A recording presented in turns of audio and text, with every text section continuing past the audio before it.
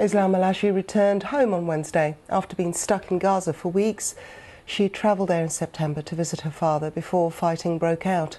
Islam managed to make her way to Egypt before eventually returning home to the UK earlier this week. Upon her return, she surprised her two children at their school, describing it as the best moment of her life. Earlier I spoke to Islam and asked her what her time had been like in Gaza.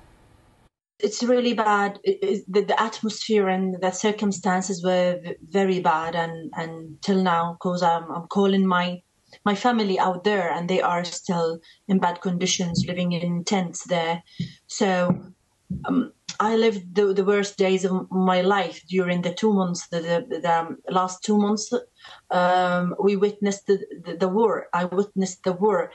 We're just seeing images there of you surprising your children at school. I mean, what was that moment like?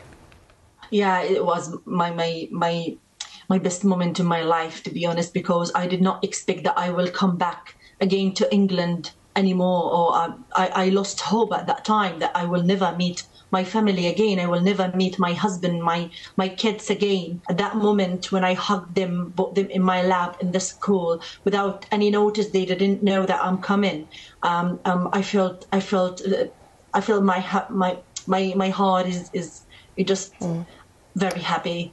How's your heart feeling regarding the fact that you, as you said, you've still got family left in Gaza? You travelled out there to see your father. How is he? And what are your reflections on the family that you've left behind? Yeah, to be honest, my father and my sister tried to came to the borders with me in order to be able to cross, but they refused them to cross. So they returned them back to the war, and they only accepted me to get in Egypt because my name was published on the list on the borders.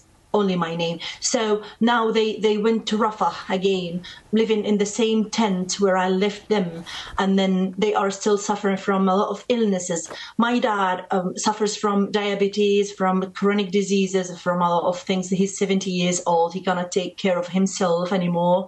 My sister is holding the Yemeni passport with my niece, with her daughter. She's 1.5 years old. She suffers a lot from a lot of illnesses right now. You know, there's no hygienic means, there's nothing, there's no clean water, there's no food, only tin foods.